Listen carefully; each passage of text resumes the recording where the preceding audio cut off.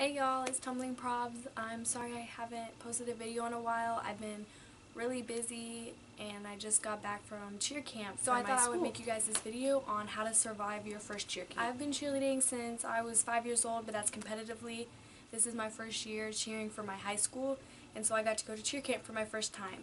I did not know what to expect, but all the girls on my team did, and I learned a lot of lessons while I was there.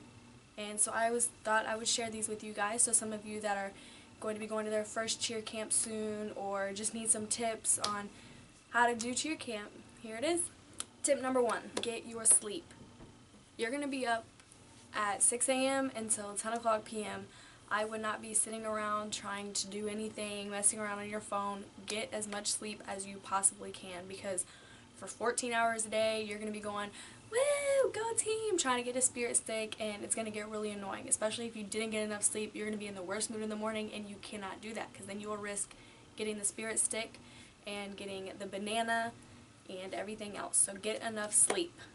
Number 2, leave the drama at home. If you're coming to camp, you need to be happy all the time with all of your teammates, because they're all supposed to be your sisters anyways, so you need to act like that. You want to be happy and setting examples for all the other cheerleaders and showing the leaders in your camp staff that you guys are a cheerleading team, a cheerleading family. You want to be happy because that helps you get the spirit stick. Walking around at camp like, I don't like her, I don't want to be here, that's not going to get you nowhere. So make sure you get enough sleep and you guys are just happy. Number 3, interact. Interact with all of the cheerleaders. When you guys are stretching out, don't just stretch out right next to your teammates. Go and sit on the other side of the room with another team. Talk to them. Ask where they're from. Ask their school. Ask how they are. Just interact and mingle with the other teammates. That looks really good for camp staff, and it looks really good for you to get the leadership award, which is where the other teams vote on a team that they would want to be on if they weren't on their own team. So that means a lot to me and to our coaches, because that's something that your peers vote on. That isn't the staff that votes on that, and that isn't a grade that you get. That's how you act and how you portray yourself to other teammates. Number 4, bring food. You're going to end up eating lunch around like 4 or 5 in the afternoon. You're going to be hungry because after you're done eating lunch, you go back to the gym and you cheer for another 4 hours. Once you get back to your room, you're going to be hungry. Bring some snacks. Bring Nutri-Grain bars, Pop-Tarts, gummies, anything, dried cereal. You can bring anything you want. At my camp, me and my roommate, we had a dresser drawer full of just food. We brought a whole bunch of food. We didn't eat all of it, but most of it, because it came in handy. We were hungry and we didn't have anywhere to eat other than our snacks, unless you want to go and buy stuff at a vending machine, but not all camps have that. So bring some snacks that you and your camp like, your roommate like. We went shopping together. We spent a whole day buying like door decorations and food and snacks and drinks to bring to camp with us, and that was just a good bonding technique too. If you're not really close with your roommate, if your coach has to pick it for you and you're like, I'm not really good friends with her, do something bonding, get to know her, do some stuff together before you guys have to room together for 5 days. Number 5, because I don't know if your coach does this, but my coach does this. At night, she takes your phone so that you're not on your phone all night, but then she expects you to be up at a certain time in the morning. How do you do that without your phone and an alarm? I didn't know this, so I was the only one on my team that didn't have a phone all night. But everybody else brought extra phones and like fake phones, and then the coach would take it and then they'd keep their real phones so that they were able to listen to music at night. And because most places that you stay at don't have TVs or radios, you have to bring everything with you. It's like staying in a dorm. So if you want to, bring an extra phone or bring like an iPod and a speaker or something with you. Number 6, bring sheets. Like I just said, it's like a dorm, so everything that's there is just the bed frame, a dresser, a couch, anything that you have at your house you need to bring. You don't want to be sleeping on a college dorm bed. You need to bring sheets, because to me that's just gross. Some girls on my team didn't know how that kind of worked, like the freshmen coming in, they didn't know how that worked, and they didn't bring sheets with them, and they had to sleep on the beds themselves, and that's not okay. Just bring a fitted sheet to put over it, and then bring like your comforter or just a throw blanket and a pillow. Number 7, you guys need to compromise with your teammates.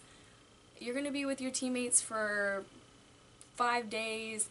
You guys are going to get annoyed with each other and you guys are going to start fighting, but try to keep that to a minimum, because that also reflects on you and your leadership award and you getting the spirit steak or the banana. If you guys have to make something up, compromise with them. Don't just say, it's me, I'm going to make it up, we have to do whatever I say. You want to make sure that you compromise with everybody on your team and you're a leader, not a dictator to them. If we have to make something up, you say, what do you want to do? Not just, oh, I have this idea, so we're going to do it.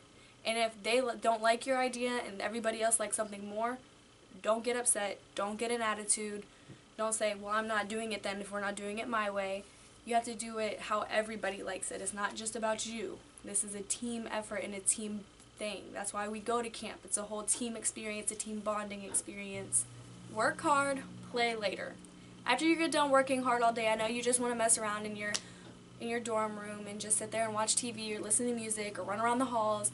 But sometimes at camp they ask you to make up stuff, or you have to do incorp to a dance that they give you and you have to finish it for 5/8 counts. You have to incorp in cheers and chants. You have to make up your own stuff to the stuff that they already give you. And if you wait till last minute to do that, you're not going to win any competition with that routine. You need to work hard and then play later. Get your stuff done that you need to get done and then goof off. It'll come out way better that way. My last tip for you guys is just to have fun and be yourself. Be a kid. Sometimes, depending on what grade you're in, you put a lot of pressure on yourself to do things perfectly, or you're always doing something at home if you have a job, or if you have a boyfriend that you always have to be spending time with, or you have a lot of chores at the house if you have to take care of the house. While you're at camp, you kind of get away from all that. Yeah, it's a lot of hard work, but you get away from the work that you're used to. Take advantage of that. Just have fun. Be with your friends. Don't take things too seriously. If you mess up, keep going. Don't get aggravated with yourself if you don't learn something as fast as everybody else does. Just have fun. That's what camp is about. They're not there to yell at you and be mad if you don't get something the first time. They're there to help you progress and learn things and become a better cheerleader and a better person. And that's the greatest tip of all that I learned at camp, was to be a kid and to not take life so seriously, because I always do. So if you guys ever get the opportunity to go to camp, do. It is the best experience of your life. It might be hard at the time, but it was a lot of fun for me and I loved it. And that was my first camp and my last one. This is my senior year of cheerleading. And at camp it kind of all hit me that, like, this is my last year.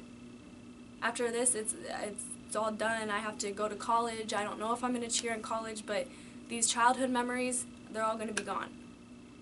These childhood memories, they're not going to be gone, but they're going to be the only thing that I have left, because the experience is going to be gone. I'm not going to be able to cheer anymore. So if you're able to do this all 4 years of your high school career, do it. It's going to be the best decision that you made, and you're going to have a lot of fun doing it. Alright, thank you guys for watching. I hope you guys liked it, and I hope that you survived camp, and I hope these tips helped you. Thank you. Bye.